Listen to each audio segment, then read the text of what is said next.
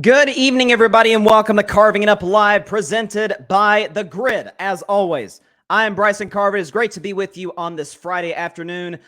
Like I've been saying on social media, when I say we have a jam-packed show, folks, we've got a jam-packed show for you guys tonight. We got baseball, we got NBA, we got obviously a lot of NFL. I mean, it is, after all, a Friday, which means week 8 NFL predictions, including my upset of the week, If I Were a Bettin Man, which is my favorite segment of the week, and my new segment that I debuted this season in 2022, Bryson's Bleak Bet. It's the one game that I have absolutely no confidence in whatsoever in terms of my pick as far as that goes. We all have that game every week. I've got that. Also, World Series begins tonight, Game 1. Between the Philadelphia Phillies and the Houston Astros. I'll predict how the series plays out, how I believe it'll play out, as well as how I think the first two games starting tonight play out over this weekend. Also, Russell Westbrook is finally coming off the bench for the Los Angeles Lakers. I'll touch on that because I think it is an interesting story, to say the least, and a long overdue story as far as I'm concerned. I'll discuss that. I'll also touch on a very interesting story coming out of the NBA about, this is according to Woj, a new law that the league is hoping to agree to with the Players Association that, to me, defeats the purpose of professional sports. And certainly, as the NBA puts it, in terms of building a championship team, which I'll get to later on the show.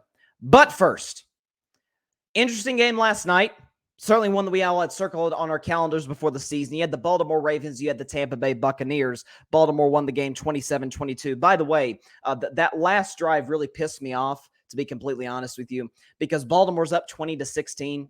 Tampa's got a 4th and goal from the 8, and Tom Brady connects with Julio Jones for a touchdown. If Tom Brady does not connect with Julio Jones for a touchdown, I get the score right for the second time on Thursday Night Football. So that really kind of ticked me off, I'm not going to lie. But as far as the game itself, I think this was fairly predictable. You had a Ravens team coming in off a short week, off a less than impressive win over the Cleveland Browns, to say the very least. Obviously, Baltimore has the better roster, the better coach, as much as like Stefanski, without a question, the better quarterback. But Baltimore this season has been the story of their year so far. They've been bad in the fourth quarter. And they start off last night very rocky offensively, trying to get something going. They got a field goal early on, but that was about all they had in store. Okay, Lamar Jackson seemed a little off. The running game wasn't able to get going the way we thought it would. And Tampa Bay, right out the gates, opening drive touchdown. They get a field goal later in the first half, and they seem to be humming a little bit. But the second half rolls around. Baltimore gets their act together. Tampa Bay completely folds, and the Ravens end up winning the game by 5. And I did pick the Ravens to win this game, but when I was looking at it, again, I don't know why Tampa continuously is a favorite in all these games. They're double-digit favorites in Pittsburgh. They lose. They're even bigger favorites in Carolina. They lose badly. Why on earth are they favored by 2 over a superior Baltimore Ravens team with the superior coach, John Harbaugh, and without a question, the superior quarterback, Lamar Jackson? The Ravens' second half, and this points to coaching. This points to the execution from their quarterback, who, why people continuously doubt Lamar Jackson is beyond me. The guy is absolutely unequivocally a top 10 quarterback in the NFL, as he held up that fan poster after the game. Give that man his money. He's going to get paid this offseason without a question. He's going to pull an Aaron Judge. Not break any records probably, but he's going to get the bag. Baltimore's second half drives. Touchdown, touchdown, touchdown, field goal, kneel down. That's phenomenal execution. By the way, we could scoff at, say, the field goal, for example, but on that drive, right, they're up 8. Okay, they're just trying to kill clock to get that big, long run for, I think it was Kenyon Drake who got him down there, and Justin Tucker, the greatest kicker of all time, as far as I'm concerned, hits the field goal, and Baltimore goes up by 11 points, and that was too insurmountable for Tampa Bay. But I've talked enough about Baltimore, right? Like, we know what they are. We know what Lamar Jackson clearly is. I mean, last night, QBR of 62 on 0 to 100, had a passer rating of 105, 238, 2 touchdowns. He also ran for 43, averaging 5 yards a carry. Lamar Jackson is spectacular. We already knew that. But as far as Tampa Bay, this is a team that a lot of people expected, like they did the last 2 years, to compete for a Super Bowl, which can't say it was a crazy thought coming in, right? Won the Super Bowl in 2020, had a great run last year that got halted by the eventual champions, the Los Angeles Rams, a season ago. But this year, and I'll sort of touch on for 2 minutes or less, because it's not a fun topic to discuss, the whole Tom Brady marriage situation. But part of the reason that I wasn't high on Tampa is because of the weird sort of off-field dynamic with Tom Brady. Taking Wednesdays off. Again, a couple weeks ago, we know that he attended his old boss, Robert Kraft's wedding. You have the situation where he takes 11 days off in training camp, and he doesn't seem to have that same fire and vigor that we're used to seeing in the GOAT. Now, we see sort of why. Anybody who's been through a divorce knows what that takes out of a human being. But Tampa Bay's defense is not what we thought it would be after the way they started the first 2-3 games. Okay, Tampa's running game is the worst in the league, easily, without a question, in terms of yards per carry, in terms of attempts. It's been horrible. The offensive line we knew was beat up coming into the season. It is not impressed whatsoever. And the bottom line is this. As great as Tom Brady is, greatest quarterback of all time, greatest player in NFL history, we are now seeing the decline. I'm not saying he's washed. I'm not saying he's done. Russell Wilson's washed. We've seen through 5 games or 6 games, however long it's been, Russell Wilson has flat out sucked through his first 6 games in Denver. He wasn't all that great last year in Seattle. He wasn't great at the end of his 2020 campaign in Seattle. So we're starting seeing this downward trend for Russell to the point where now he is washed. Tom's a different story. Folks, last year I thought he should have been the MVP. He finished second to Aaron Rodgers. Okay, he threw for over 40 touchdowns, led the league in passing yards. He was tremendous. He was outstanding. Through 8 games last season, Tom Brady had 25 touchdown passes. That's pretty good, right? This year, 9. So not even half of what he had a year ago through the first half of the season. Completion percentage, good, but he's not pushing the ball down the field when he has the likes of Mike Evans and Chris Godwin. Scotty Miller has proved to be a solid deep ball threat. Okay, we can blame it on a lot of different things. We can blame it on Bruce Arians being in the booth now, or being with the front office now as opposed to being the head coach. We can blame it on the running game. We can blame it on the O-line, this and this and this. Julio Jones not staying healthy, AB being gone, Gronk being gone. We can blame it on a lot of different things. But at some point, when you are a guy who many, heck, I would argue everybody coming into the season, bare minimum, considered you a top 5 quarterback, when the NFL players said this summer, you are not only the best quarterback, you are the best player in the NFL. At some point, there's got to be a little bit of blame that falls at your feet. Now, I don't want to be brutal on Tom today because, we know what's going on in his personal life.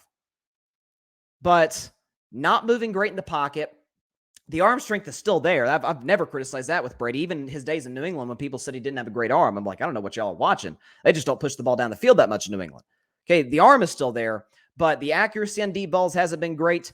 The execution in the red zone has been simply atrocious. I mean, you saw late in that game when they're down, whatever it was, they were down 11, I think, at that point in the game, right? They got a 4th and goal from the 3. They're going to try and go for it, and they get a false start. And Tom's pissed off, and you've got all this commotion. Penalties killed Tampa last night. Blame's on everybody. But when you are a guy we consider the greatest quarterback of all time, when you're a guy who the player said was the best player in the league coming in, at some point the blame's going to fall at your feet at least a little bit. Now, if you're Tampa Bay, if you want to look at, I guess, any silver lining, your schedule isn't awful moving forward. Okay, now you got the Rams next week. The Rams haven't been what we thought they'd be. You got Seattle in Munich on a Sunday morning game. At Cleveland, they've disappointed, especially in close games in the fourth quarter. The Saints at home, at the Niners, that's a tough one. Cincinnati has really found their rhythm, although Jamar Chase is out for a while. You got at Arizona with that dicey secondary. You got Carolina again. That's a revenge game after how they played. And they got at Atlanta. And for what it's worth, Tom Brady has never lost to the Falcons in his career.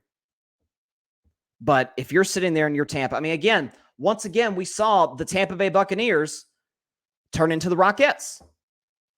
Okay, is 3 and outs. It's 1-2-3 kick. Turn to the Rockettes. 1-2-3 kick. I think it was 4 times last night they had a 3 and out. Once they had a 4 and out. Bad execution, penalties, inaccurate throws by Tom Brady. Red zone was horrible.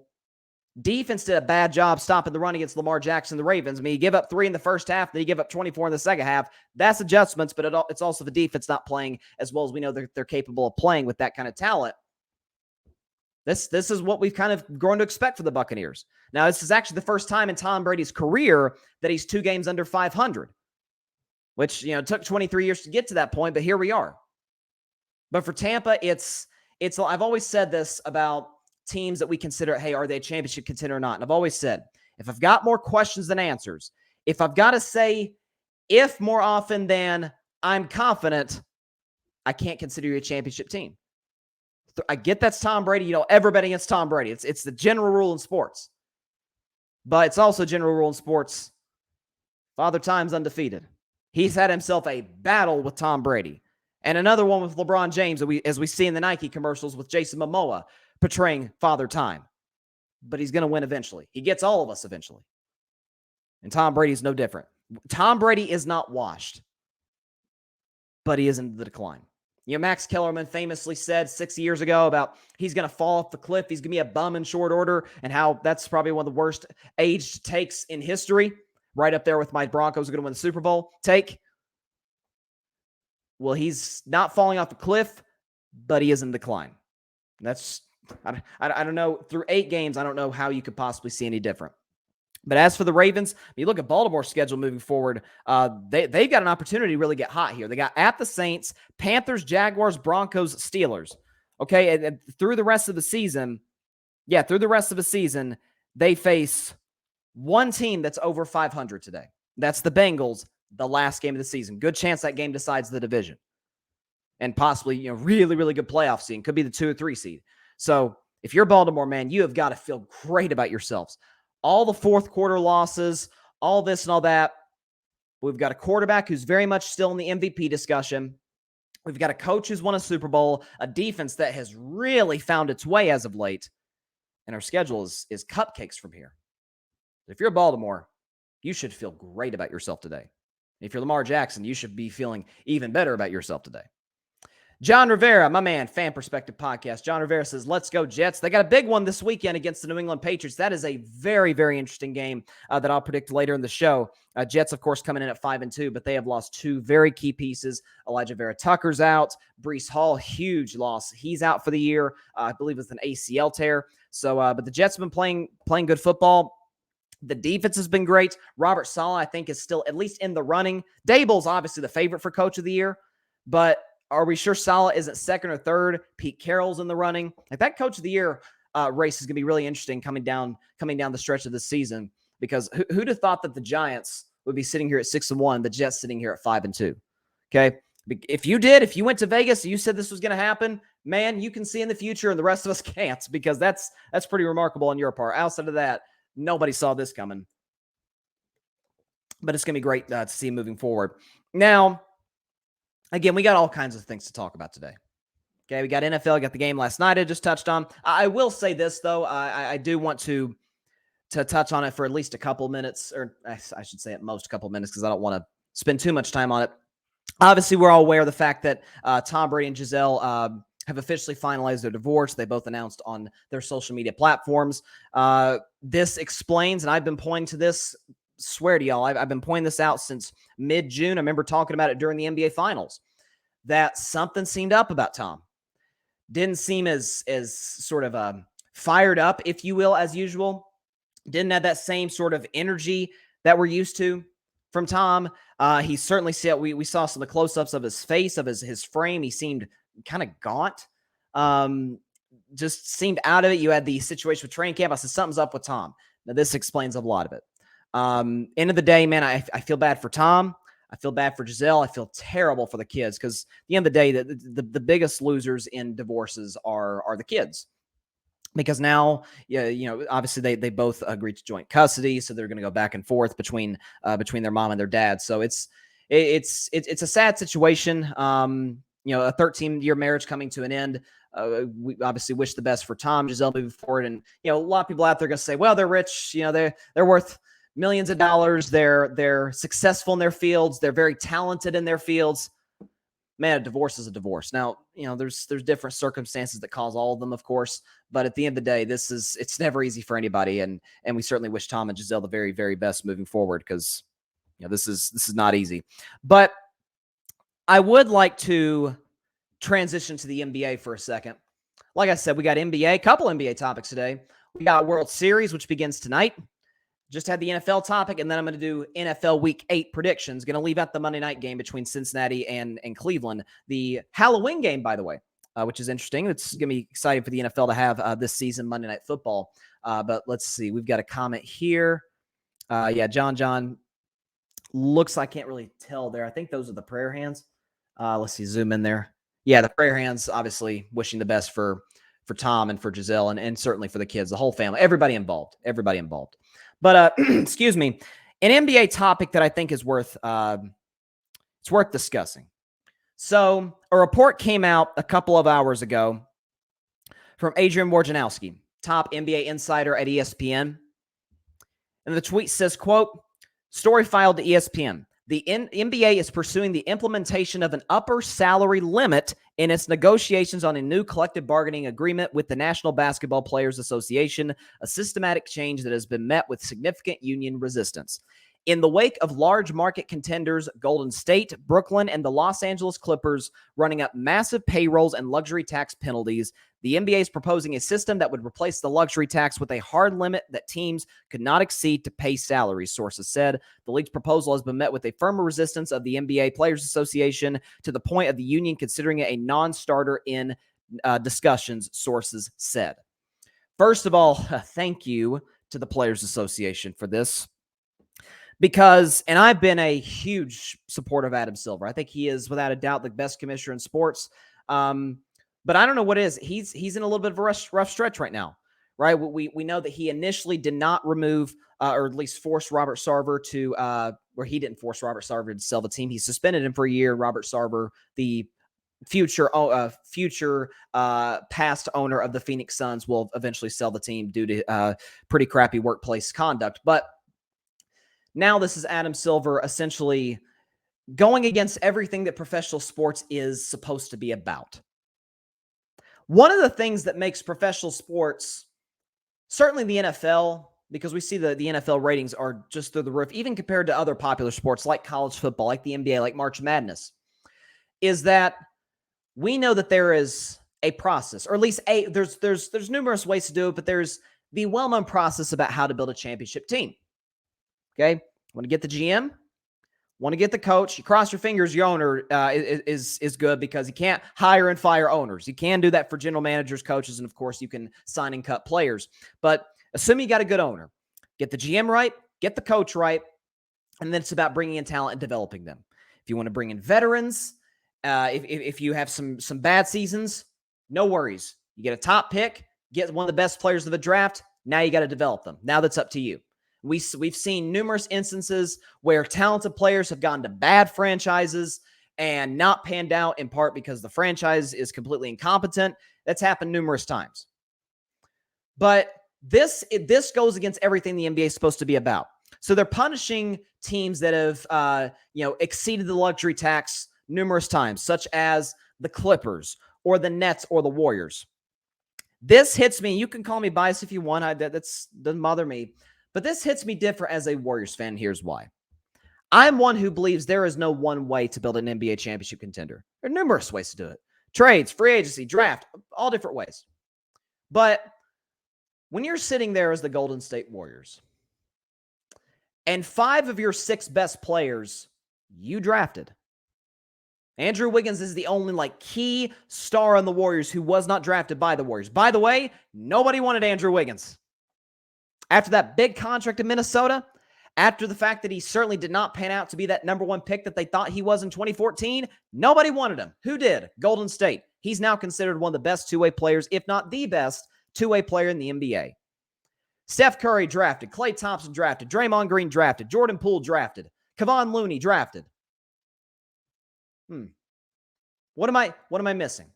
And so the point is of building a team through the draft. You draft them, you develop them. If they pan out to what you think that they were capable of being, you keep them in the house. You re-sign them. You re-sign Steph and Klay and Draymond and all the guys I mentioned, Poole, Looney.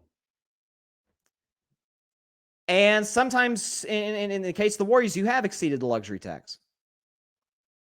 Why on earth would the NBA put a hard cap, essentially, is what they're doing, kind of like the NFL, putting a hard cap saying that there's only so far you can go before you just flat out are not allowed to spend money anymore on guys you drafted? This is not Brooklyn, where they signed Kevin Durant in free agency. Everybody knew how good Kevin Durant was. Come on. You watch the guy for 2 minutes, you're like, man, this dude looks different from everybody else. Everybody knew how good Kyrie Irving was. Same instances. Greatest handle of all time, in my opinion. Los Angeles Clippers. Kawhi Leonard was just coming off an NBA championship with the Toronto Raptors. Paul George, MVP candidate that season. We know how good they were. Lakers. I mean, everybody, you don't have to have watched a basketball game in your life, and you know who LeBron James is. Okay, he's a world icon. So everybody knew how good LeBron James was. Everybody knew how good Anthony Davis was. Traded for him. Okay, Russell Westbrook. Not. I'm going to talk about Westbrook later in the show. Not exactly a hot commodity these days in terms of the trade market, but certainly was a guy that other teams were considering trading for. So everybody knew about Westbrook. Lakers brought him in. Lakers are completely incapable of developing talent. The Nets are completely incapable of developing talent. Yet we as the NBA are going to punish Golden State the same as we do Brooklyn if they exceed the salary cap. I have always been the belief. I talked about this during the finals this past June, that if you build a team through the draft, it should not count as much against your salary cap if you keep a player in-house as opposed to if somebody else signs them. Because let's say Giannis became a free agent and the Miami Heat signed him. Okay, it should count against Miami's cap, not punishing them, but there is a price to pay to bring a new player, and certainly a superstar player, which Giannis is, in-house. It should count more against Miami's cap than Milwaukee, who saw Giannis coming before anybody did, who developed him, who helped him become arguably the best player in the NBA. It defeats the purpose of the draft. Because you're sitting there, if you're a bad team, say you're sitting there like the Cleveland Cavaliers were a couple of years ago, or the Memphis Grizzlies were a couple of years ago, or the New Orleans Pelicans were a few years ago. Sitting there saying, man, we suck, but we got draft picks. And to the credit of all three of those franchises, they have drafted tremendously. Memphis, Ja Morant, Desmond Bane, Jaren Jackson Jr., okay, Cleveland, Darius Garland, and Evan Mobley. You got teams like the New Orleans Pelicans. They drafted Zion. They drafted all these different guys. But because if this were to get passed, which it looks like due to the resistance of the Players Association, thank God, it looks like it probably won't. But we are now going to punish you for developing the talent and keeping it around. It makes no sense, too, because so many fans, and I disagree with the sentiment wholeheartedly, but so many fans talk about, all these players just bounce team to team to team. Well, this kind of defeats the purpose of that, too. What am I missing? Also, as my man Mike Guido pointed out on Twitter, kind of makes the draft lottery irrelevant. Because and the draft lottery is a little funky when you compare it to the likes of say, Major League Baseball or certainly the NFL, where NFL, it's simple. You got the worst record in the league, you get the first pick of the draft. NBA, you get a better chance of getting the number one pick, but the chances of you getting it are 14%. So not even a quarter. Not even a 0.25% chance of getting the number one pick if you suck. So it makes it harder to build. But then again, if you do build a championship team through the draft, now, got to let some of them go. Why? We found them. Golden State found Jordan Poole at the end of the first round. Golden State saw Steph Curry as the 7th pick despite 2 guards already being taken. So, yeah, we want that skinny kid from Davidson. Nobody talked about Klay Thompson coming to that draft. Golden State's like, we want him. Jerry West was in the organization at the time. He's like, I like this Klay Thompson kid. And Jerry West knows a thing or two about 2 guards, obviously. They found Draymond Green in the 2nd round. Nobody knew who Draymond Green was. Okay, Kevon Looney, into the 1st round. Jordan Poole, into the 1st round. It's not like number 1 pick, number 3 pick, number 2 pick. This isn't like, for example, not to diminish what they did whatsoever, but this isn't like OKC, right? Where KD was the 2nd pick, Harden was the 3rd pick, Westbrook was a top 5 pick, if I'm not mistaken. Everybody saw those guys coming. Outside of maybe Steph, who people weren't high on. People said Steph, he can only be like a journeyman point guard, if he is a point guard at all in the NBA. Golden State found these guys. Memphis found some of these diamond in the roughs. So did Cleveland. I don't get it. This makes absolutely no sense from the NBA whatsoever. And again, it's a good thing that the Players Association is stepping in. And John agrees with me. He says, agree, Larry Bird writes. That's it. It makes, because we talked about some of those great teams, the Lakers and Celtics of the 80s or the Bulls of the 90s. They bring in a piece. The Bulls would trade for a Dennis Rodman. The, those Lakers teams, obviously, we all know about the one of the most iconic trades ever, to trade for Kareem Abdul-Jabbar from the Milwaukee Bucks. Okay, you have these San Antonio teams adding guys like Steven Jackson. Like you got like Golden State added Andrew Wiggins through a trade, which again, I must mention, not like anybody was like getting in line to trade for Andrew Wiggins. Golden State did. They saw something that nobody else did. And they helped develop him further. Now, again, I'm not going to bend the rules because Andrew Wiggins was not drafted by the Warriors. But if you were drafted by an NBA team, it should not count against your cap as much as if you bring in a player that everybody already knew was good. It defeats the purpose of the draft. It defeats the purpose of team building. I don't know what Adam Sandler is hoping to accomplish. What Adam Silver's hoping to accomplish through this. Who knows? But it makes absolutely no sense to me whatsoever. A little bit, just talking about a report from Woj, a little bit of breaking news. This actually kind of was playing. We're going to play, so I guess I'll just dive right into it. I was going to talk about Russell Westbrook coming off the bench. It now appears that will not be the case. Because according to Dave McMenamin, who covers the Lakers, Anthony Davis is out tonight per the Lakers, lower back tightness. And then Woj says Davis's absence likely means Russell Westbrook remains in the starting lineup tonight. Now, we'd heard some rumblings that if AD plays, Russell's coming off the bench. If he doesn't, Russell's probably going to start. First of all, this is Anthony Davis, as I call him. AD stands for, it doesn't stand for Anthony Davis, it stands for always down, because Anthony Davis is truly made of glass. I've never seen anything like it in my life. But sort of touching on the Westbrook coming off the bench thing, because I think it is bound to happen at some point. At some point. It's bound to happen with the Los Angeles Lakers and Russell Westbrook for numerous reasons. First of all, Russell Westbrook, as well as the entire Lakers team, so Russ doesn't deserve all the blame in this regard, but the Lakers are a bad shooting team.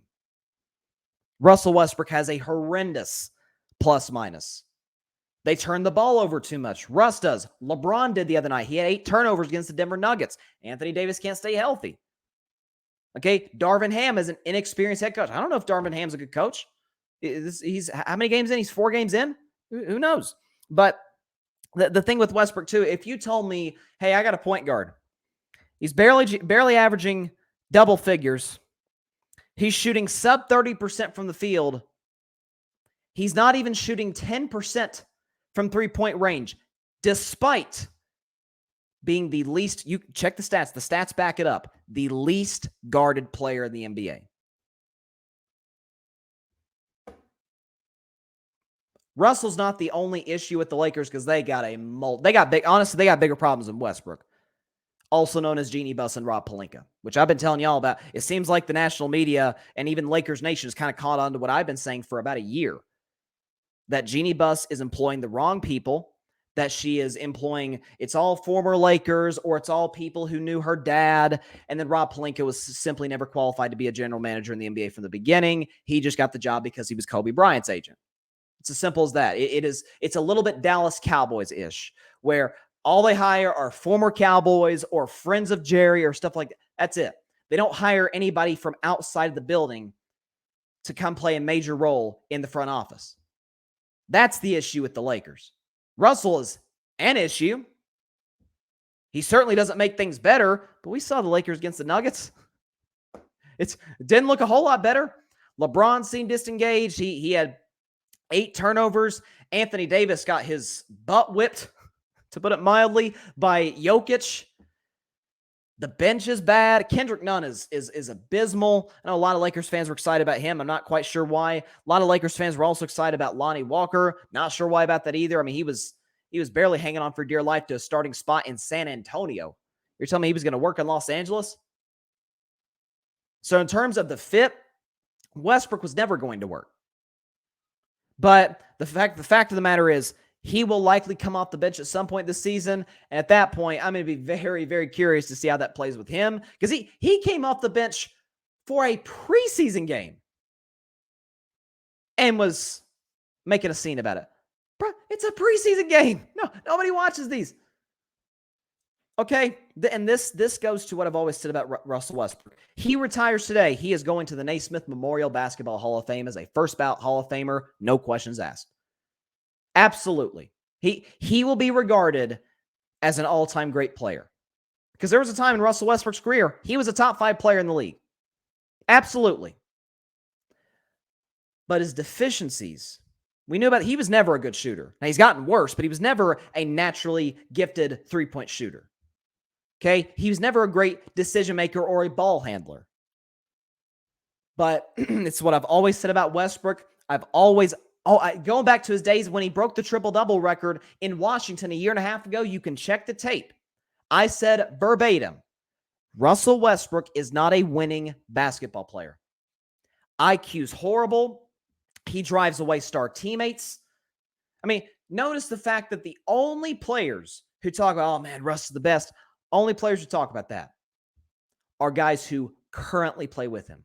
You never hear former teammates of Westbrook like, man, I enjoyed my years in OKC or in Washington or in Houston. Nobody says that.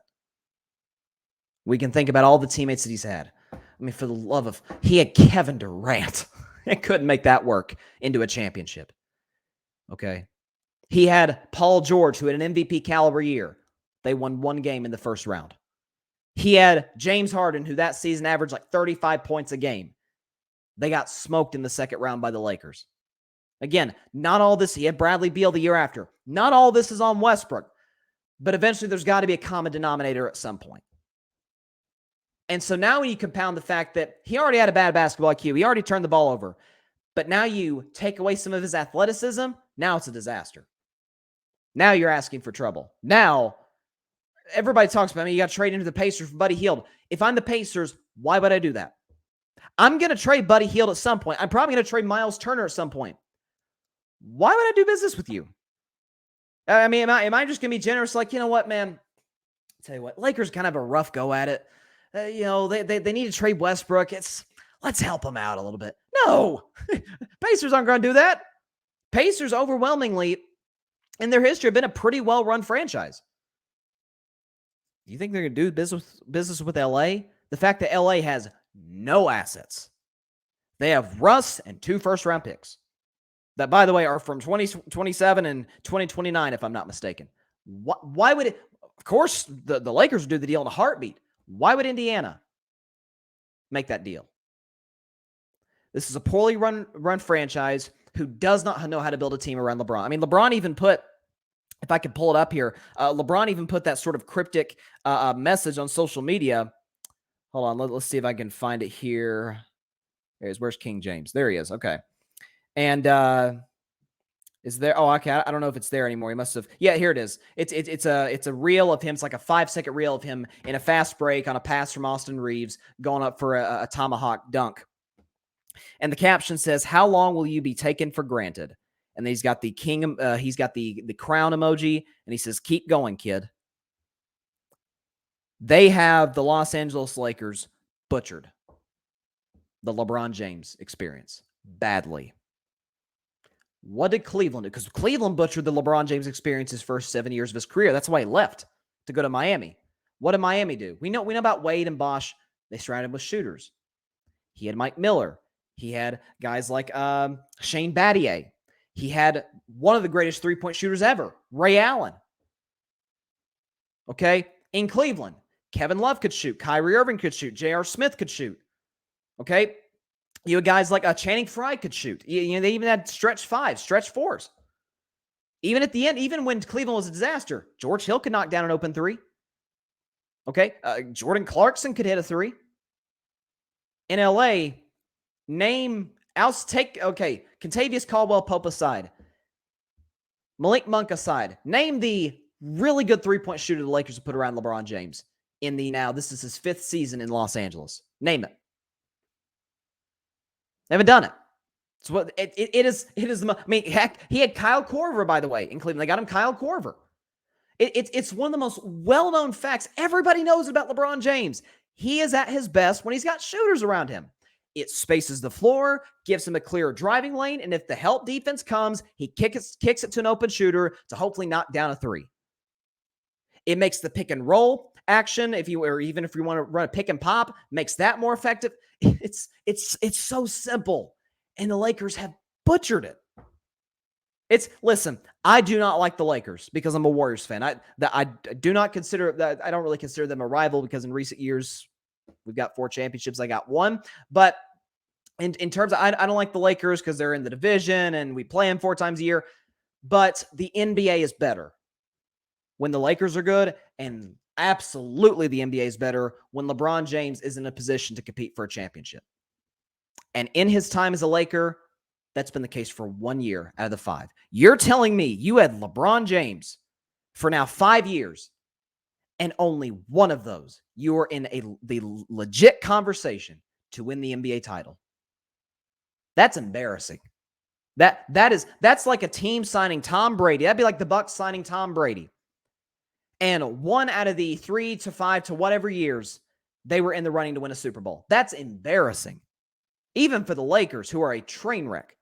It's unacceptable. It's completely unacceptable. John says, need Melo back. Yeah, I mean, listen, Melo was a good fit for him, and I still think somebody's going to pick up Melo at some point. Now, Melo was never good defensively, but at this stage of his career, you're not going to ask him to go lock up your best player, obviously. You didn't ask him to do that in his prime, in Denver or in New York with the Knicks. But again, it's a spot-up shooter. It's a guy, by the way, Lakers don't have a whole lot of these guys either. Guys who can create their own shot. Melo, and even at his advanced age and stage of his career, can still do that. Lakers let him go. Lakers let Malik Monk go. Why? Let Alex Caruso go. Why? Then let Kentavious Caldwell-Pope go in the Westbrook trade. It's just, man, they have butchered this to epic proportion. It's incredible. And John says people quickly forget he won a title in LA already. LOL. Yeah, I mean, listen, but it's the 1 year where AD stayed healthy. And I don't listen. A lot of people put an asterisk next to that title. I don't put asterisks next to titles except for the Houston Astros 2017 World Series title because they cheated. That's it. To me, you won the championship. Everybody who wins a championship gets breaks. You know, somebody on the other team gets hurt, or maybe the ball just bounced your way and a call went your way. Every single champion has gotten lucky in some way, shape, or form. I mean, what are you going to do? Put asterisks next to all the champions? You can't do that. But for the Lakers, right, you got the break regarding with COVID. You got 4 months off for these guys to get healthy, to heal their bodies, to the credit of LeBron and to the Lakers roster as a whole. They were mentally tougher than everybody else in the bubble. You know, having to play in an empty gym in Orlando, Florida, that's tough. No home court. So, I mean, that's LeBron. I was talking to my man Grady Edwards. Shout out to Grady the other day. And he made a good point. He said it won't be looked at as the crowning achievement of LeBron's career, but LeBron winning a championship in LA might be his most impressive. It might be more impressive than him coming back from 3-1 against the 73-9 Warriors team. It might. Because at least he had Kyrie Irving. At least he had Kevin Love. At least he had Ty Lue as his head coach. He had David Griffin as a general manager to help put some of those pieces around him. In this case, he had Rob Pelinka. He had Anthony Davis, a healthy Anthony Davis, a motivated Anthony Davis. Now, I don't know who this guy is, who this imposter is. He had guys the Lakers, if you look at their three-point shooting numbers in that bubble, they weren't good. They were better than they are now. They're like historically bad shooting this year. But, you know, I felt like this was a team that could be the 9 seed, and I thought that they would sneak into the playoffs as the 8 seed and lose to my Warriors in the first round. This would be a very successful season if they got to the play-in tournament and won a play-in game. This would be considering, and listen, it's 4 games in. There's 78 games to go. Long, long NBA season. But I think it's safe to assume that Russell Westbrook will not be a Laker by season's end. Either they trade him, who would trade for Westbrook? I have no idea. Or 2, they'll send him home. I don't think that's the right thing to do. My thing is just go and buy him out. Just go and buy him out, lift the Westbrook cloud, and deal with your other multitude of issues. This organization has a long, did I mention long way to go to even come within the conversation of competing for a championship. But yeah, Adrian Wojnarowski reporting that due to the fact that Anthony Davis is out, shocker, it appears that Russell Westbrook will be in the starting lineup tonight for the Los Angeles Lakers tonight against the Minnesota Timberwolves. That game tips off in about an hour and a half. So it'll be interesting to see how that plays out if the Lakers can get their first win. By the way, this is if the Lakers lose tonight, it'll be the first time in LeBron's 20-year career that he has started 0-5. It's the first time the other night. It's the first time he started 0-4 since his rookie year back in Cleveland in 2003, which obviously nobody's expecting that team to do anything with an 18-year-old phenom. But yeah, it's a disaster without a question. Now, shifting to baseball for a moment, we got a World Series that begins tonight. You got the Philadelphia Phillies out of the National League. Really a Cinderella story, if you will, because you have this changed playoff format, an extra team, and Philadelphia is the last team to get in the playoffs. Kind of limped in the playoffs. Didn't play very good baseball down the stretch. Like you see often teams that get to the World Series or win the World Series, maybe they weren't like the favorites coming in, but they got real hot at the end of the season. They got hot in August and September. They made that big move at the trade deadline. That wasn't really Philly. I mean, they fired their manager, Joe Girardi, in I think it was June. Okay, they weren't playing good baseball up until that point. Kind of got the ship righted, then played bad baseball down the stretch of September. Last team in the playoffs had to hold out the Milwaukee Brewers just to get in. And here they sit, 4 wins away from a title against the Houston Astros, who won 106 games this year, were I said all season, the overwhelming favorite to come out of the American League, and they showed just that. They have yet to lose a game in the playoffs. They swept what I thought was a very, very talented, very well-managed Seattle Mariners team, and then they swept a team that is completely reliant on the home run ball, the New York Yankees, straight out of the playoffs, and probably for the last time that I will be able to play the soundbite, because it is truly one of my favorites. The Yankees lose. I'm going to miss that. I'm going to miss that till next season. We'll get him. Let's go Red Sox. We'll get him next year. But let's just go and get right into it. Predictions for the 2022 World Series. The Philadelphia Phillies, the Houston Astros. So Houston is favored in this World Series. I believe this is their 4th World Series appearance, by the way, in the last 6 years. It is in 3 of those appearances, they have been the favorites. Ironically, in all 3 of those series, this is a little-known fact, they have all played a National League East opponent. They lost to the Washington Nationals in 2019. They lost to the Atlanta Braves last year, and now they're facing the Philadelphia Phillies, all teams from the NL East. But in tonight's matchup, you're going to have Justin Verlander, who is incredibly, certainly going to have his name etched into Cooperstown when his career is over. But Justin Verlander is 0-6 in the World Series, has an 0-6 record as a starting pitcher in the World Series, and then he's facing up against Aaron Nola, who himself, an ace, has been outstanding in the postseason for the Philadelphia Phillies. By the way, in the playoffs for the first time in 11 years, and they get to the World Series looking for their first title since 2008. Expect tonight's Game 1 to be very low scoring.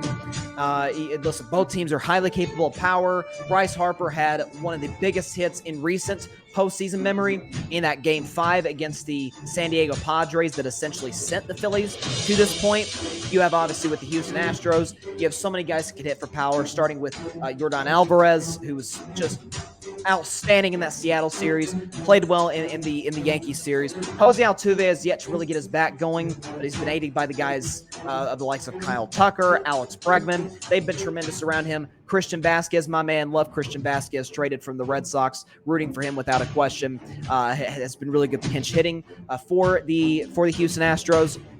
It's a deep lineup, 1 through 9. The rotation is excellent. They got Framber Valdez in Game 2, whereas the Phillies got Zach Wheeler in Game 2.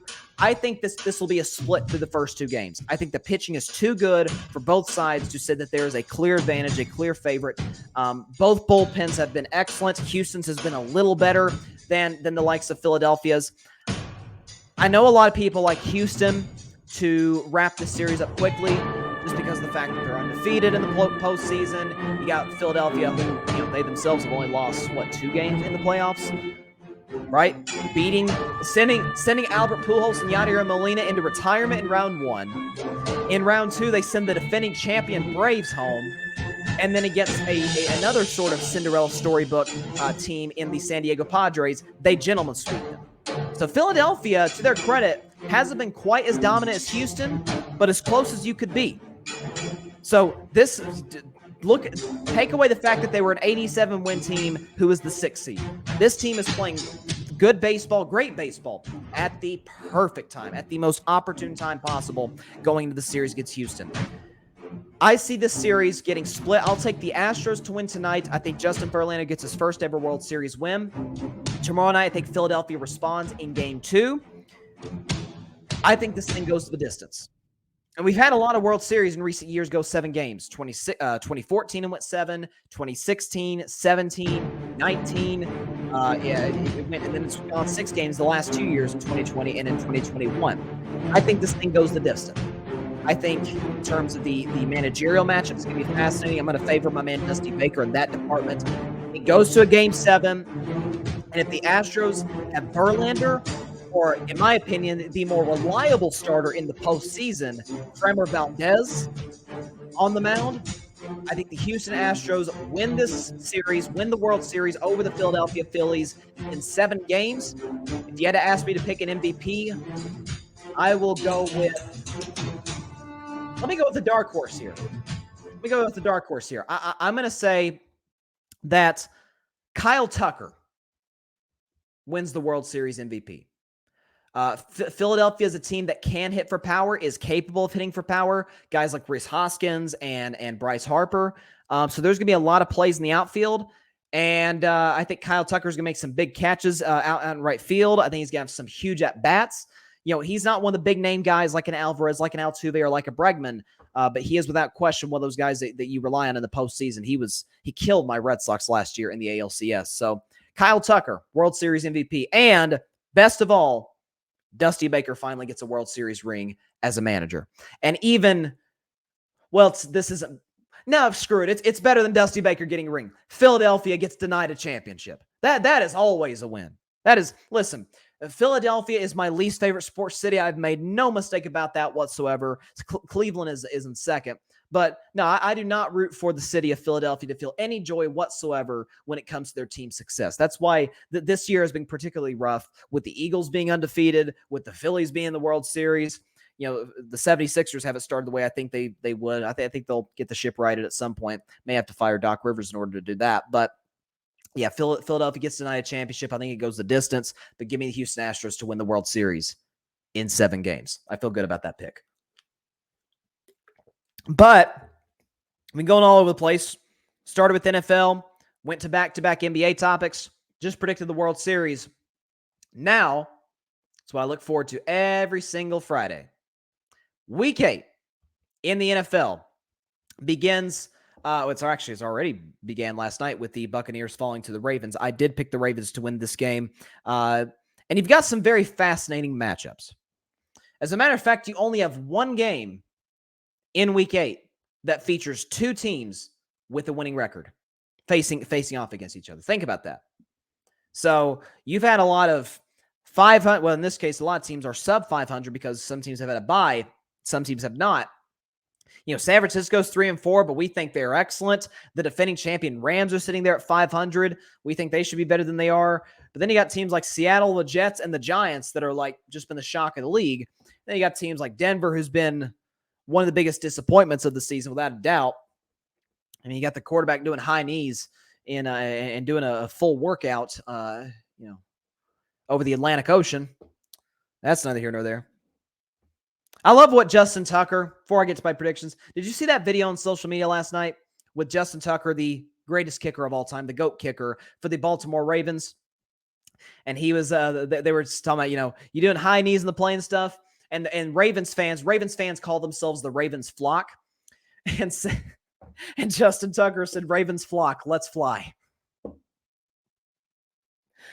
Oh gosh, that's amazing. That's great. I don't know why I shouldn't have gotten as big of a kick out of that as I did, but I couldn't help it. Like we hear let's ride. I mean, Russell said let's ride the other day. It's like, man, this is just getting worse. And then you have Justin Tucker, the kicker, albeit the greatest kicker ever, but a kicker is now trolling you.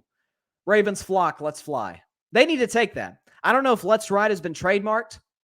If it hasn't, if I'm Justin Tucker, I'm going out and get that thing trademarked. I'm getting Ravens flock, let's fly. It doesn't fall off the tongue or roll off the tongue as well as Broncos country, let's ride, but it still sounds good. It still sounds good. And the Ravens have certainly earned the right to say that. The Broncos have not. Or I should say the Broncos quarterback and coach have not, and the Broncos could be without a head coach. Speaking of which, let's go and get the predictions started. Before I discuss any games, let me go and pull up my Week 7 record. Last week, I finished 9-5, had one of my better weeks predicting games. I was very, very proud of my Bryson's big bet. I picked the Seahawks to beat the Chargers. They did just that. But my overall record right there, 63-45-1. The one tie, of course, being the Colts and the Texans in Week 1. But Week 7, 9-5, hoping to improve off that. Feeling really good about my picks this week, starting with another Sunday morning game in London featuring the Let's Ride Broncos and the Jacksonville Jaguars. 2-5 teams, but certainly a fascinating matchup. By the way, shout out to my man James Scott from Across the Pond Sports. He's going to get a media pass to be a part of that game in London. Shout out to him and everybody over at the Across the Pond Sports Network. But this game's going to be on ESPN+. We've got Jacksonville, who in this game, they are favored -2.5 to win.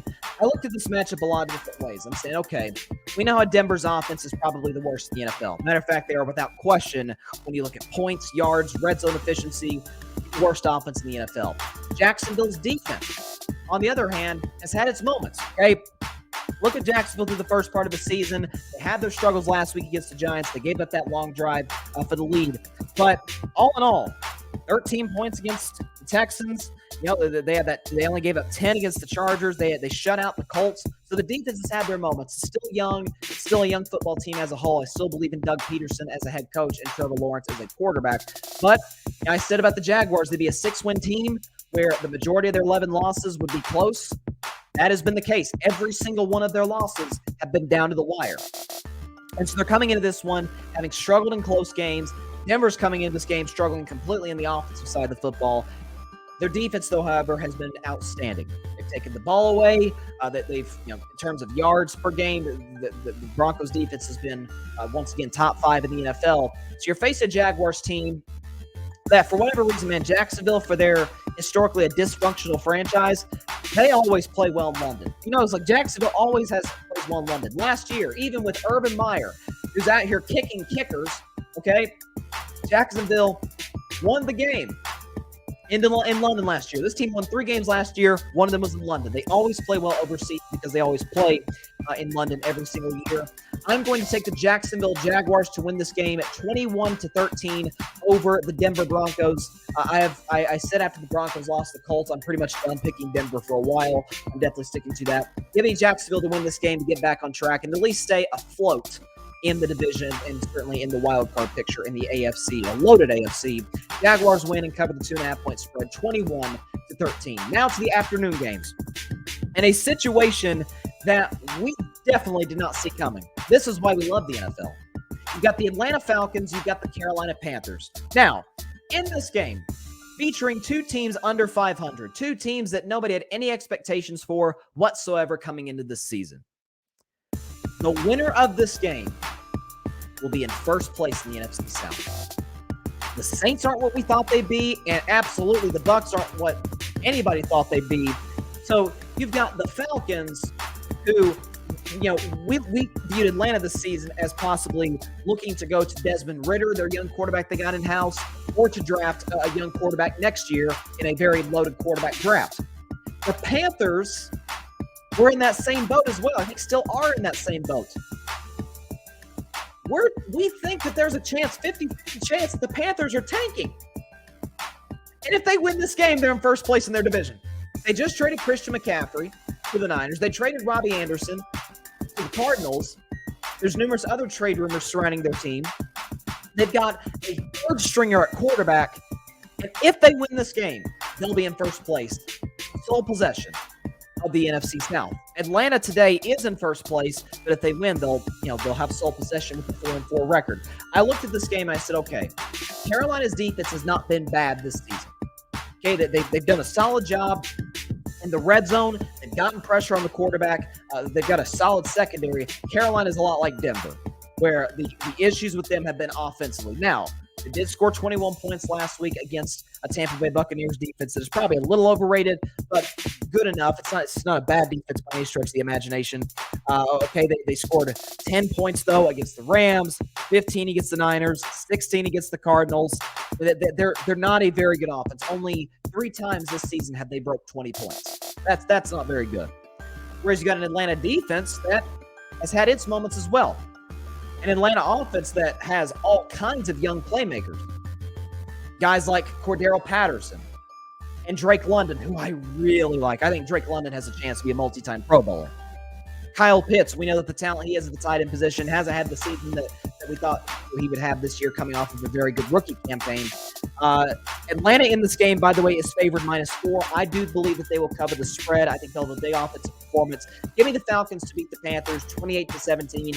I don't know. I can't see an avenue where Carolina wins this football game in Atlanta against the Falcons, considering their offensive struggles, considering the fact that Atlanta's looking to bounce back from a rough offensive performance a week ago. Give me the Falcons to win this game and to be in first place halfway through this season in the NFC South, which, albeit, is probably the worst division of football.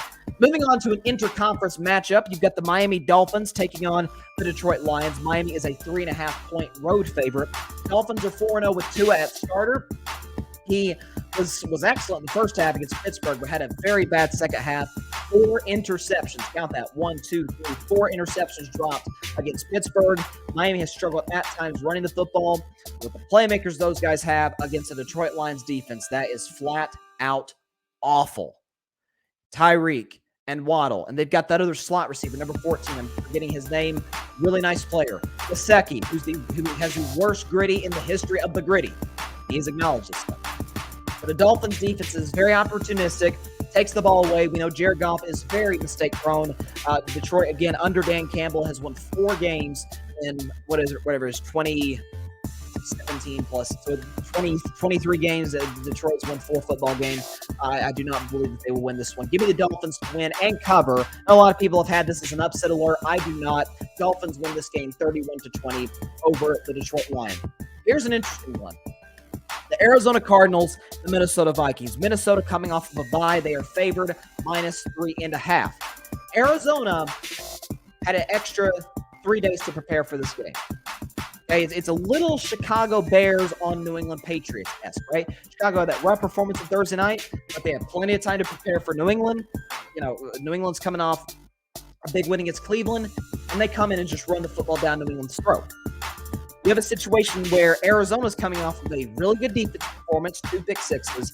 Kyler Murray gets DeAndre Hopkins back and makes all the difference in the world for that Cardinals offense.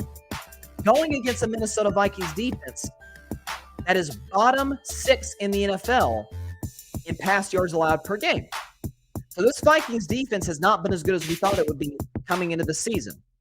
Vikings offense, on the other hand, different story. Kirk Cousins has had an underrated year as far as I'm concerned. We know he's bad in primetime. Good news for him, this is not a primetime game. Justin Jefferson continues to assert himself as a top 5 receiver in this league.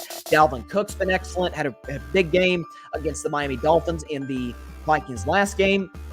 Kevin O'Connell, to me, is in the running with Carroll and Dable and Saleh for Coach of the Year. He was my preseason pick to win that award. This is the Vikings team that is without question more talented than Arizona. This feels like a game Arizona could keep close for a while, but given the fact that Kevin O'Connell, he's drawn a lot of comparisons to a guy he actually worked for with the Rams, Sean McVay. Given the fact that McVay is amazing off bye weeks, I can only imagine with a 5-1 record at home, Minnesota will be the same. I'm going to take the Vikings to win this game 27-20 over the Arizona Cardinals. Vikings win 27-20, and they do cover 3.5-point spread and beat Arizona on this Sunday afternoon game. What I'm looking at now with this next matchup, this is an interesting one. You got the Chicago Bears, you got the Dallas Cowboys. Dallas in this game, big favorite, double-digit favorite, -10. Dallas is a little beat up coming into this game. report just came out a couple hours ago that Ezekiel Elliott is doubtful to play on Sunday afternoon in Jerry World. Micah Parsons is questionable with a shoulder injury. Sam Williams, the rookie from Ole Miss, has looked good. He's also questionable. You got Chicago coming in, riding high. Big win over the New England Patriots on the road against a Belichick-led defense. Rushes for 235 yards. And it's like what I talked about yesterday with the Bears. What they did is they played into Justin Fields' strength, which is what every coach should do, especially with young quarterbacks. Okay, we know Justin Fields is not the refined pocket passer we would want him to be, but we do know Duke can run the football. Duke can get outside the pocket. He had that big long run against Washington a couple Thursday nights ago. He ran for 80-something yards, 82 yards if I'm not mistaken, against New England. Ran down their throats, played with a lead, and relied on their running game and their defense from there. Chicago's defense is more than capable. Hey, if you look at some metrics, including passing yards per game, the Bears are a top 5 defense in the NFL. I mean, it's really been their identity the entire history of their franchise. It's just the offense that they haven't really been able to get right. But you're facing a Dallas defense. I think Micah Parsons is probably going to play. But a Dallas defense that is 20th in the NFL against the run. That's why they traded for that interior lineman from the Raiders the other day. This feels like a game that Cowboys are going to be, the first game this year, they're going to be very reliant on the quarterback to play well, on the quarterback position, whether it be Cooper Rush or in this case, obviously, with Brandon Dakota Prescott wearing his hat today, of course, with Brandon Dakota Prescott coming back into the lineup. Played very well in the second half. He's a little rusty, right? Had a couple of off throws in that first half against Detroit. Second half, got hot, was accurate, had some real zip on the ball. Okay, CeeDee Lamb talked about it, and so did guys like Noah Brown, Michael Gallup. Dak Prescott coming in against a very good Bears defense. This feels like the game that Dak asserts himself. This is a game that if Dallas is able to play from in front, I don't think Justin Fields, certainly in year 2 and with some of his limitations as a thrower of the football, will be able to recover from. So give me the Dallas Cowboys to win this game. Going into a bye week, 28-16. I don't feel overly confident about the Cowboys covering the 10-point spread, but I do think that they're able to do just that. They win this game 28-16 and at least stay afloat in that NFC race. It is now time for Bryson's Bleak Bet. It's the one game every week that I have absolutely no confidence in terms of my prediction. We all want those every single week with Bryson's Bleak Bet. We have that one game every week where it feels like a coin flip to me. This maybe not necessarily coin flip, but it's one I went back and forth on. You got the Las Vegas Raiders going into New Orleans to take on the Saints. Vegas is favored -1.5. Now, you know about the Saints. Andy Dalton, it appears, has kind of sort of taken over the starting quarterback job in place of Jameis Winston, who's now reportedly healthy. Head coach Dennis Allen is going to reportedly roll with Andy Dalton until the wheels fall off. Something about the Saints offense. I heard Alvin Kamara talking about the other day, talking about we need to get our mojo back. The Saints offense really hasn't been as much of an issue as much as it's been quarterback play. Because you got Alvin Kamara back into the lineup. You got guys like Chris Olave, Michael Thomas. Okay, you got playmakers all over the field. Offensive line is serviceable. It's a defense that struggled a little bit. Okay, they had that rough game last week against the Cardinals. And so they get a few extra days to prepare against a Vegas Raiders team coming off a big win against the Houston Texans. Think about Vegas this year. They've been really bad in close games. You look at the Tennessee game, you look at the Kansas City game, week 2 where they flat out gagged against the Arizona Cardinals. Vegas has really struggled in close games. Listen, I know the Superdome is not what it was in terms of you go in there and you just feel that stadium just vibrating. It's so loud, but it is still a tough place to play. Make no mistake about it. You got Vegas coming in. This is a West Coast team coming to the East Coast to take on New Orleans.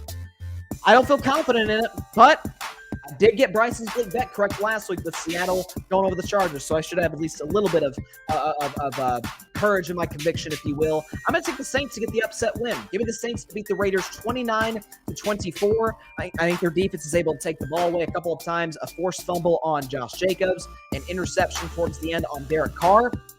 And the Saints at least stay afloat in that NFC South and in the wild card in the NFC as a whole. I think they beat the Raiders. I was wrong on the Raiders this year without a question, although I have not been surprised by their ineptitude on the defensive side of the football. Give me the Saints. Bryson's Bleak Bet. Saints win this game 29-24 over the Las Vegas Raiders. Moving on to a very interesting AFC East matchup. You got the New England Patriots taking on the New York Jets. Patriots on the road, despite getting run all over, they're favored -2.5. I will say this. If the Jets had Elijah Vera Tucker healthy, if they had Breece Hall healthy, I would absolutely roll with the Jets. I might even consider it if I were a Bettin Man game. I really would. But when I'm looking at this, when I'm sitting here looking at this matchup, okay, I say, okay, the Jets in this winning streak this season, and even when Joe Flacco was in the lineup, in their wins, how many of those wins would we give a good portion of the credit to the quarterback? Week 2, probably, where they had that miracle win against Cleveland. Joe Flacco played very well, especially in the fourth quarter. If you look at the Jets the first part of the season, Zach Wilson's not exactly blowing anybody away. Okay, thrown for 5 touchdowns, 3 picks. Okay, he's 30th in pass yards. He's 26th in touchdown passes, and he is 31st in QBR with exactly a 31 QBR. That is 0 to 100. Zach Wilson has not played particularly well. It wasn't that high on Zach Wilson coming out of the draft. I feel like he was too mistake prone. He makes the hard throws look easy and the easy throws look hard. Kind of one of those prospects, a little bit of a gunslinger. This feels like a great opportunity for Bill Belichick to come in and say, all right, you just got to run down their throats. But that is the strength of the New York Jets. And they just lost 2 of their most key components when it comes to running the football. We are going to make Zach Wilson beat us. And Belichick, in his career, has eaten young quarterbacks alive. I have a feeling that that's going to happen once again. I've not picked the Patriots much this season, but I will on Sunday. Give me the Patriots with everybody's favorite backup quarterback. That's what he is. Matt Jones, 23-16 over the New York Jets. By the way, not only has Belichick really owned the young quarterbacks, he's also kind of owned the team that he really should have been coaching back in the year 2000, the New York Jets. Give me the New England Patriots to win this game, 23-16 over the New York Jets. We've got an interstate matchup. The Pittsburgh Steelers, the Philadelphia Eagles, the Battle of Pennsylvania. I don't know if it's got another nickname aside from that, but I'm going to stick with that. Philadelphia in this game is favored -11, and I almost made this if I were a Bettin Man game. I usually don't jump on spreads, these big spreads, these double-digit spreads. I am this week, without a question, because Philadelphia is number 1 in the NFL in takeaways. What do we know about Kenny Pickett? He's been really mistake-prone. By the way, Philadelphia gets to the quarterback. Steelers do not protect the quarterback very well at all. They have a bad offensive line. They struggle to run the football. Okay, really, again, the Steelers' strength offensively is their wide receiving unit, with the likes of Claypool and Deontay Johnson and George Pickens. And they got Pat Freiermuth, the tight end. But when the quarterback, in this case Kenny Pickett, is on his butt the whole game, hard to get him the football.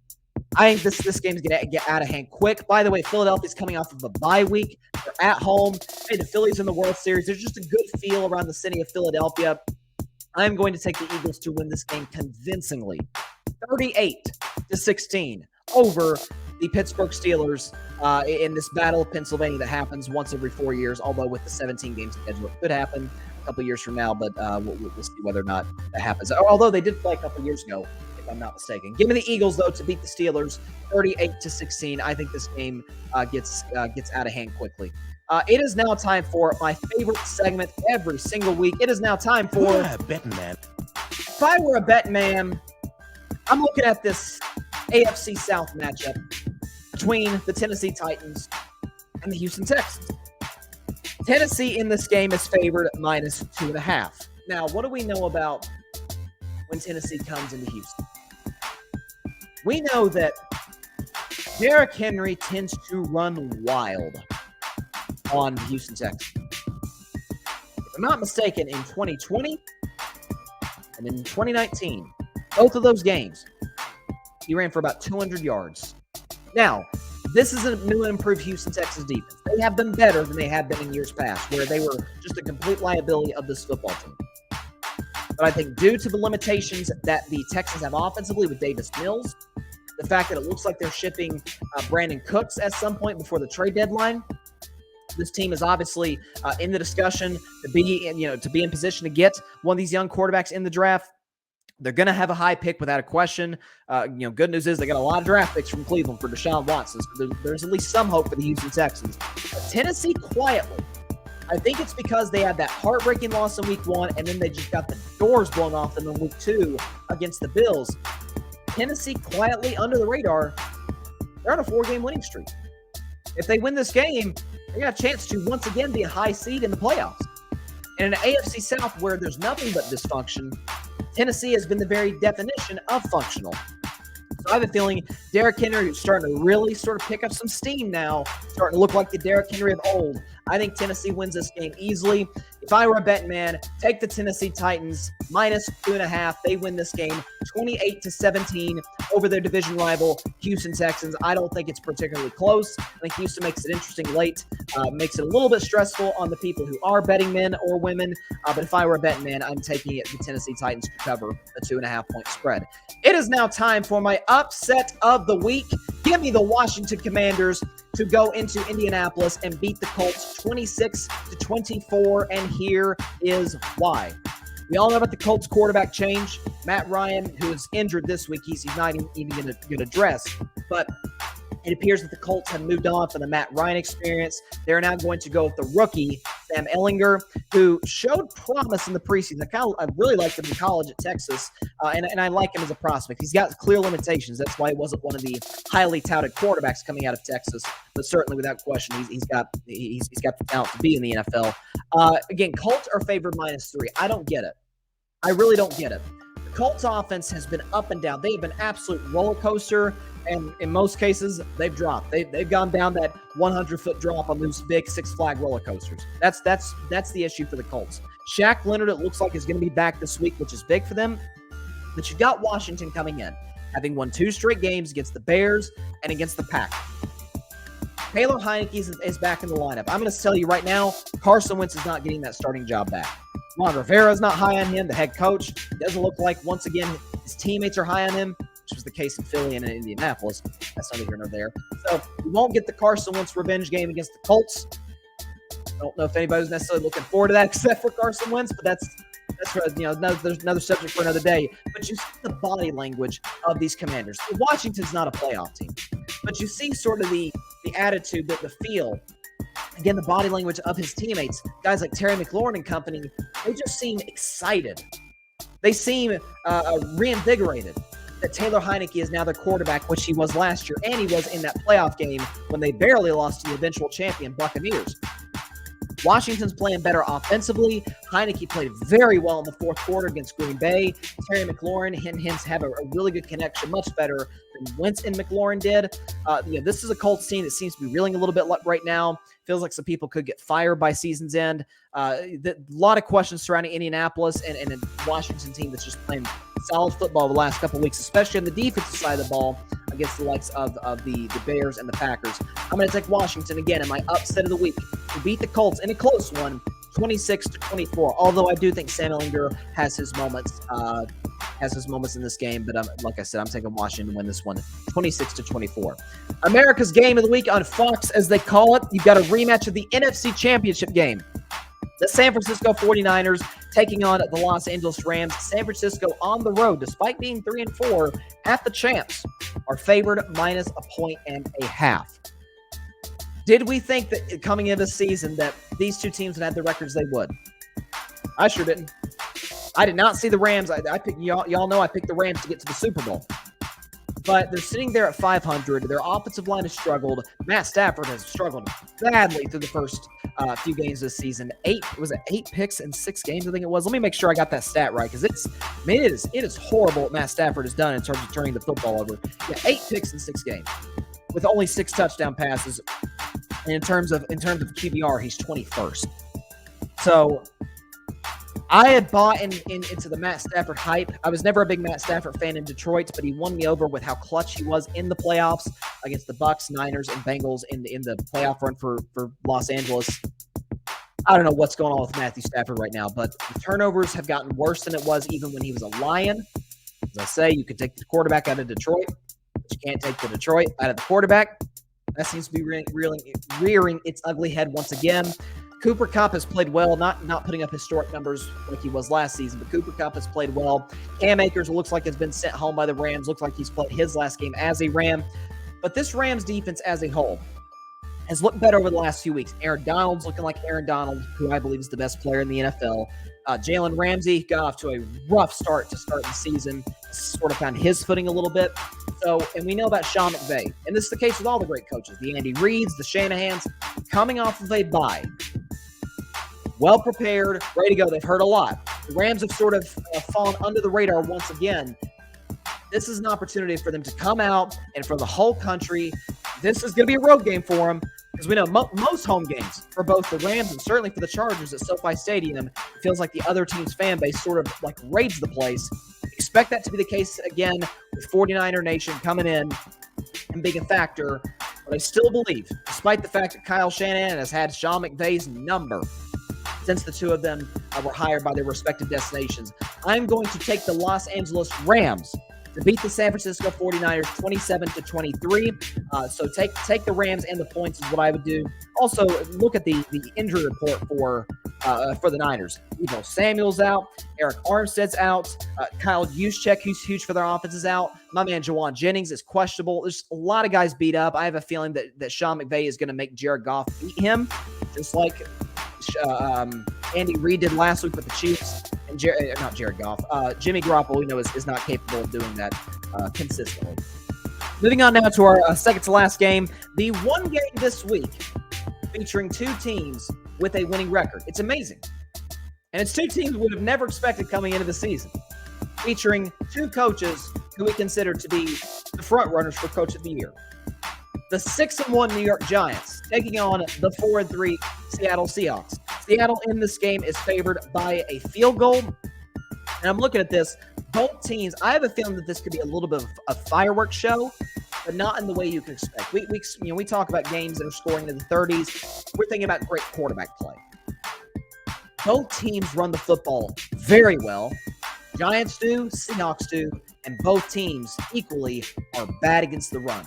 So expect a sort of, if you got fantasy, if you've got Saquon Barkley in fantasy football, man, expect a big night from him. If you've got guys like Kenneth Walker for the Seattle Seahawks, expect a big night from him as well. We know Geno Smith today is probably the favorite to win Comeback Player of the Year. As efficient he's played, the deep ball's working with guys like Lockett, Metcalf. We got to see about Metcalf's health, where he's at. But look at the Seahawks offense. Looking at this Giants offense, led not by Daniel Jones, but by Saquon Barkley. This feels like a fireworks show. I would not be shocked if both teams run for around 200 yards. I'm serious. I think this game's actually going to go to overtime. I don't usually predict overtime. This game's going to overtime. And my man, the Comeback Player of the Year, Geno Smith, is going to lead a game-winning drive for a touchdown, and the Seahawks are going to win this game 36-30 over the New York Giants and go to 5-3, retaining first place in that loaded NFC West list. Is still loaded. They still got great quarterback play and great coaching. Give me the Seahawks to beat the Giants 36-30. I know Giants fans are probably mad at me. I don't know if I picked their team more than once this season. I don't know. I like what Seattle's doing. I like what Pete Carroll's doing with the run game. And by the way, something about Seattle too. They got off to that rough start defensively. They have been tremendous on the defensive side of the football. But then again, we can't be all that surprised because Pete Carroll is a defensive coach after all. Last game of the week. This may lead my show off on Monday because of the aftermath of it. And whatever a certain somebody says in the aftermath of it. It's the Green Bay Packers taking on the Buffalo Bills. On Sunday Night Football, Bills are big favored by 11. We got 3 double-digit favorites this week. Eagles, Cowboys, Bills. I think only 2 of those teams are Super Bowl contenders. Sorry, Dallas. But Buffalo, again, got another team coming off a bye. Another team coming off of a bye after a big road win. We know Buffalo beats Kansas City at Arrowhead. Josh Allen led that big game-winning drive, hurdled a dude for crying out loud on that last drive. But you got Sean McDermott, who's proven himself since he arrived in Buffalo, even pre-Josh Allen, to be a tremendous head coach. This Bills defense was a little bit of a liability last year. Since the addition of Von Miller, he has been the key that has unlocked one of the better defenses in the National Football League. Offensively, we know what Josh Allen's capable of. He is either 1 or 2 in regards to where we rank quarterbacks, either him or Mahomes. I don't even think it's close. The arm talent, the mobility, accuracy, the leadership. He's got everything possible you want in a franchise quarterback. Stephon Diggs, Gabe Davis they've proven themselves to be one of the better wide receiving tandems in the National Football League. You have all these components. You have the fact that you got Devin Singletary, that offensive line that has run the football more effectively in recent weeks. Again, that Packers team coming in, 3 straight losses, not playing well. Aaron Rodgers, despite what he'll try to manipulate you into believing, is not playing well. You got the fact that they're not committing to the run with Aaron Jones and A.J. Dillon. You got the fact that an already bad receiving core is now going to be missing Allen Lazard this week. A Packers defense that has not been good as we thought it would be coming into this year. And a head coach, Matt LaFleur, who is one of the worst, if not the worst coach in the NFL when it comes to in-game adjustments. The Packers are the 3rd worst team in the NFL in second half scoring. Against the Buffalo team that's going to be playing from ahead, oh, this going to get ugly quickly. Give me the Bills to cover the spread. 35-14 over the Green Bay Packers. Sorry, I got that time wrong. It says 4:05. The game's going to be kicking off at 8:20. Game's going to be kicking off at 8:20 between the Bills and the Packers. This one's going to be over like that. It's Bills coming off a bye. Packers playing bad football on the road in one of the more hostile environments in the NFL. This is going to be a long day for the Green Bay Packers, and this, I don't even think there's a question about it. So there you go. That's my Week 8 NFL picks. Again, we got the Monday night game featuring the Bengals and the Browns on Monday, which I'll predict on that show at 6 p.m. Eastern, 3 p.m. Pacific time, Facebook Live, YouTube, Twitter, as always. And with that, that is all the time we have for today's show. Had a lot to discuss in all 3 of the major American sports. This is why I love October. And by the way, it is worth mentioning, happy 4th anniversary to my Boston Red Sox, because 4 years ago on this day in Dodger Stadium, my Red Sox won the World Series in 5 games against the Dodgers. It was a great memory of mine. I was obviously not in LA. I was at my house watching the game, but it was just a phenomenal series. Steve Pearce, I mean, my fellow Red Sox fans, you remember that name? Steve Pearce won the MVP. Just great memory. Great memory as a Red Sox fan. But I will say this, though. This is October, which is coming to an end soon. We got Halloween coming up on Monday. October is, as I always say about this month, is the easiest month to do shows. The shows are usually longer because there's more to talk about, but it is for somebody that talks about sports on a daily basis, or in this, or the case of carving it up 3 times a week, but obviously on social media and just my personal life, obviously on a daily basis. That it is like Christmas Day. Wake up, you open the presents, and it's October is when you wake up on Christmas. You wrote down something on your wish list, and it's exactly what you wanted, and it's what you get. You got baseball playoffs, NBA starting, college football and the NFL are midseason. By the way, I think I'd be remiss to say that my Tennessee Vols will beat the Kentucky Wildcats tomorrow night in Knoxville in Neyland Stadium. It's going to be, it's funny. This is probably going to be the second best quarterback matchup of the college football season, because you have, to me, first is Bryce Young versus Hendon Hooker, but second is Hendon Hooker versus Will Levis. To me, it's Hooker, Levis, Stroud, Young. Those are the first four quarterbacks taken in the 2023 NFL draft. It'll be exciting to see. Hopefully I can do a draft show that day. But my Vols, if you haven't seen what the Vols uniforms look like, for Saturday night, Google it. As Shaq says, Google me, Chuck. Google that. What my Vols are wearing. It's perfect for Halloween. It's all black uniforms with the orange numbers, the orange number, and then the orange power tee on the helmets.